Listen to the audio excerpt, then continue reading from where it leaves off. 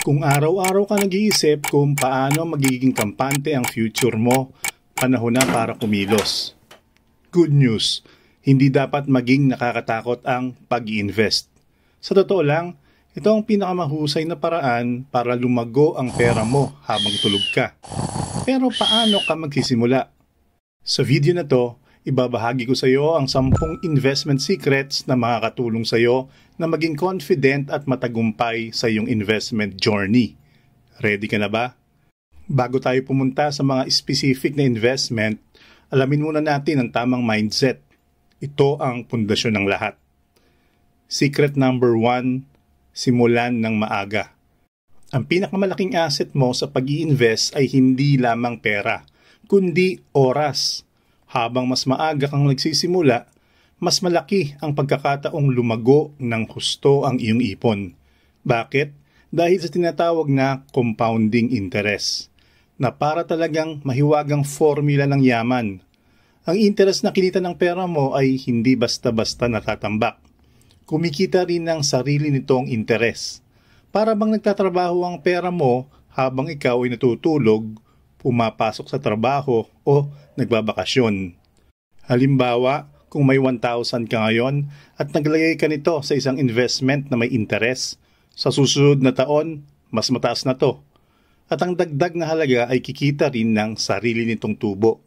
Sa paglipas ng maraming taon, ang maliit na investment na to ay pwedeng maging milyon kung consistent ka. Kaya kahit maliit lang ang halaga na kaya mong simulan ngayon, huwag kang manghinayang. Dahil mas mahalaga ang oras kaysa sa laki ng initial na puhunan. Tandaan, ang taong nagsimula ng maaga kahit maliit lang ang inihulog ay kadalasan mas ahead kaysa sa taong nagsimula ng late kahit malaki pa ang puhunan. Secret number 2, huwag mangutang para mag-invest. Isa sa pinaka-importanting prinsipyo sa investing ay ito, huwag mong ipang-invest ang perang hindi mo pa talaga pag-aari. Maraming taong natetempt dahil naiinggit sa mga mabilis yumaman o nai-excite sa trending na investments. Pero malaking pagkakamali ito. Ang pera na dapat mo i-invest ay dapat galing sa extra savings mo. Yung handa kang mawala kung sakaling bumagsak ang market. Hindi ito dapat galing sa inutang, lalo na kung mataas ang interes ng pagkakautang mo. Kapag umutang ka para mag-invest, dalawang problema agad ang kakaharapin mo. Una, obligasyon mong bayaran ng utang kahit malugi ang investment. At pangalawa, mawawala ang peace of mind mo. Ang tunay na investor ay marunong maghintay ng tamang tiempo gamit ang perang kaya niya talagang i-invest, hindi pera na galing sa utang. Ang mindset ay dapat invest only what you can afford to lose.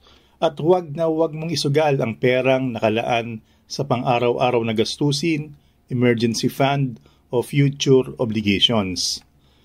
Secret number 3, discipline over emotion. Ang stock market at kahit anong investment market ay parang roller coaster ride. May mga panahon na sobrang taas ng presyo at parang lahat ay kumikita. Pero darating din ang oras na biglang babagsak at halos lahat ay nagpapanik. Dito sinusubok ang tunay na karakter ng isang investor. Ang sikreto, disiplina ang dapat mangibabaw kaysa emosyon. Kapag bumababa ang market, maraming taong natatakot at agad nagbebenta kahit lugi sa kagustuhan nilang makaligtas. Sa kabilang banda, kapag sobrang taas naman, maraming nagdadala ng excitement at naglalabas ng pera nang walang plano, umaasang tuloy-tuloy ang pag-akyat. Ang resulta, kadalasan sila ang unang nalulugi. Ang disiplina ay nangangahulugan na mananatili ka sa iyong long-term strategy. Hindi basta nagbabago based sa emotion ng takot o kasabikan. Kung malinaw ang iyong plano, halimbawa, mag-i-invest ka buwan-buwan sa loob ng 10 taon, sundin mo to kahit anong mangyari sa market. Ang market ay laging may pag-akyat at pagbaba, pero in the long run, ang mga disiplinado at matiyaga ang laging nananalo. Ngayon na may tamang mindset ka na, alamin naman ang tamang proseso. Secret number 4, edukasyon muna bago aksyon. Bago ka maglagay ng kahit isang sentimo sa kahit anong investment, siguraduhin muna na armado ka ng sapat na kaalaman. Maraming tao ang nagdadala ng hype o chismis. Sabi ng kapitbahay, kikita raw dito. O sabi ng kaibigan, mabilis daw ang balik. Pero kung hindi mo naiintindihan kung paano gumagana ang isang investment, para kang naglalakad ng nakapikit. Ang unang hakbang dapat ay ang pag-aaral at pag-unawa. Maglaan ng oras para magbasa ng mga libro tungkol sa personal finance, manood ng mga educational videos at makinig sa mga eksperto. Pag-aralan ng iba't ibang klase ng investments gaya ng stocks, bonds, mutual funds, REITs, at kahit mga negosyo. Alamin ang risk, potential returns, at kung paano sila kumikita. Kapag malinaw sa iyo kung paano gumagalaw ang pera sa loob ng mga to, mas magiging confident ka sa gagawin mong desisyon. Tandaan, mas mabuti ng gumastos ng oras sa pag-aaral kaysa gumastos ng pera dahil sa pagkakamali. Secret number 5, diversify your portfolio. Huwag ilagay ang lahat ng itlog sa iisang basket. Ito ang golden rule ng investing. Kung lahat ng pera mo ay nakataya sa iisang kumpanya, negosyo, investment vehicle, napakalaki ng risk. Kapag nagkataong bumagsak ang kumpanyang yon o naapektuhan ng economic downturn, tuluyang babagsak din ang buong investment mo. Kaya ang susi ay diversification. Ikalat mo ang mga investments mo sa iba't ibang klase ng asset. Halimbawa, pwedeng may parte sa stocks, parte sa bonds, parte sa mutual funds, at parte rin sa real estate. Sa ganitong paraan, kung bumaba man ang halaga ng isang investment, may iba ka pang hawak na stable o kumikita. Ito ang teknik ng mga successful investors para protektahan ang sarili nila laban sa biglaang pagkalugi. Hindi mo kailangan magpakadalubhasa sa lahat, pero siguraduhin na hindi ka nakasentro sa iisang lugar ang buong yaman mo. Diversification is your shield against uncertainty. Secret number 6. Alamin ang iyong risk tolerance. Bago ka pumasok sa mundo ng investing, tanungin mo muna ang sarili mo. Gaano ako kakomportable kung biglang bumaba ang halaga ng investments ko bukas? Ang sagot mo rito ang magsasabi kung anong klase ng investor ka. May mga tao na okay lang na makakita ng red numbers sa kanilang portfolio dahil alam nilang pansamantala lang ito. Pero may iba namang hindi makatulog sa gabi kapag nalulugi ang investments nila kahit maliit lang. Ito ang tinatawag na risk tolerance. Ang antas ng kakayahan mo at kagustuhan mong humawak ng risk. Kung conservative ka, mas bagay sa iyo ang investments na mababa ang risk gaya ng government bonds or time deposits. Kahit maliit lang ang balik. Kung aggressive ka naman at kaya mong tanggapin ang ups and downs ng market, pwede kang pumasok sa stocks o equity funds para sa mas mataas na returns. Ang mahalaga, maging tapat ka sa sarili mo. Huwag kang mag-invest sa mga bagay na ikasisira ng peace of mind mo. Dahil sa dulo, ang tamang investments ay hindi lamang tungkol sa kita, kundi sa kapanatagan ng loob mo na kaya mong panindigan. Secret number 7, long-term ang pagtingin. Isa sa pinakamahalagang mindset ng investing ay ang pagiging matyaga. Ang investments ay hindi tulad ng instant noodles na mabilis maluto. Hindi rin ito magic na magpapayaman sa iyo overnight. Ang tamang pagtingin sa pag-i-invest ay parang pagtatanim ng puno. Una, kailangan mo magtanim ng buto. Hindi ito agad tutubo ng malaki sa kinabukasan. Pero sa bawat araw, habang patuloy mong dinidiligan, inaalagaan, at hinahayaan sa araw, unti-unti itong lumalakas at lumalaki.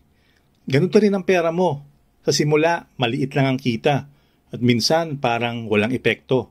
Pero kung consistent ka at hinahayaan mong lumipas ang mga taon, ang maliit na tubo ay magiging malaki. Darating ang panahon na makikita mo na lang na may matibay ka ng pundasyon at bunga na pwede mong anihin. Kaya mahalaga ang pasensya at long-term perspective.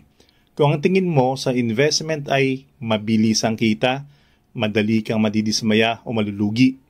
Pero kung tatanggapin mo na ang tunay na yaman ay nabubuo sa panahon, mas makakamit mo ang financial security at freedom. Handang-handa ka na ba? Ngayon, natutunan mo na ang mga pangunahing prinsipyo. Ito na ang huling 3 sikreto para mas maging buo ang kaalaman mo sa pagsisimula sa mundo ng investing. Secret number 8, mag-invest sa familiar. Isa sa mga praktikal na paraan para magsimula ay ang pumili ng kumpanyang kilala at ginagamit mo sa araw-araw. Halimbawa, kung palagi kang bumibili sa Jollibee, gumagamit ng BDO para sa banking, o namimili sa SM, mas madali mong masusubaybayan ang galaw ng mga kumpanyang ito. Dahil pamilyar ka sa produkto o serbisyo nila, mas may sense sa'yo kung bakit tumataas o bumababa ang kanilang kita. Hindi mo kailangan maging expert sa lahat ng kumpanya sa stock market. Ang mahalaga, magsimula ka sa mga kumpanyang alam mong may matibay na reputasyon at kilala mong matagal nang pinagkakatiwalaan ng mga tao. Sa ganitong paraan, hindi ka parang nangangapa sa dilim. Familiarity builds confidence at confidence ang magbibigay sa iyo ng lakas ng loob na manatili sa iyong investment journey. Secret number 9, start small. Maraming taong natatakot magsimula dahil akala nila kailangan ng milyon agad para makapag-invest. Pero ang totoo, di kailangan na malaki ang simula. Sa panahon ngayon, maraming platform na nagbibigay ng daan para makapag-invest ka sa halagang 500 o 1,000 lang. Ang mahalaga ay hindi kung gaano kalaki ang unang ihuhulog mo, kundi kung gaano ka kakonsistent sa paggawa nito. Sipin mo to, kung naghihintay ka na lang na magkaroon ng malaking pera bago ka magsimula, baka maubos lang ang oras mo at wala ka pa ring investment. Pero kung magsimula ka ng maliit ngayon, habang lumilipas ang panahon at nadadagdagan ang ambag mo buwan-buwan, lalaki ito nang hindi mo namamalayan. Start small, grow big. Yan ang sikreto. Secret number 10, gumamit ng license at legit na platform. Sa panahon ngayon, marami na rin kumakalat na scam at fake investment schemes. Kaya para sa peace of mind at proteksyon ng iyong pera, siguraduhin na ang gagamitin mong platform ay licensed at regulated. Mag-research muna at huwag basta-basta magpadala sa mga pangakong dodoblehin ng pera mo sa loob ng ilang linggo. Ang unang hakbang ay tingnan mong kung rehistrado ito sa SEC o Securities and Exchange Commission ng Pilipinas. Ang mga legit na broker at investment platform ay may lisensya, malinaw na proseso at transparent na operasyon. Kapag legit ang platform, mas tiyak mong protektado ang iyong pera at mas makakapag-focus ka sa paglago ng investments imbis na mag-alala kung ligtas ba ito. Tandaan, sa investing, hindi lang kita ang importante, pati kaligtasan ng pinaghirapan mong pera. Yan ang 10 investment secrets na magpapalakas sa loob mo na magsimula. Una, start early. Pangalawa, don't borrow. Pangatlo, be disciplined. Pang-4, educate yourself. Pang-5, diversify. Pang-6, know your risk tolerance. Pang-7, think long-term. Pang-8, invest in what you know. Pang-9, start small. At pang-10, use legit platforms. Tandaan, ang pag-i-invest ay hindi para sa mayayaman lang. Ito ay para sa lahat na gustong bumuo ng mas magandang kinabukasan. Ang pinakamahalagang investment mo ay ang sarili mo. Kung nakatulong ang video na to, i-like at i-share mo na sa mga kaibigan mo. At huwag mong kalimutan mag-subscribe para sa mas marami pang financial tips. Ano pang hinihintay mo? Simulan mo na ang investment journey ngayon.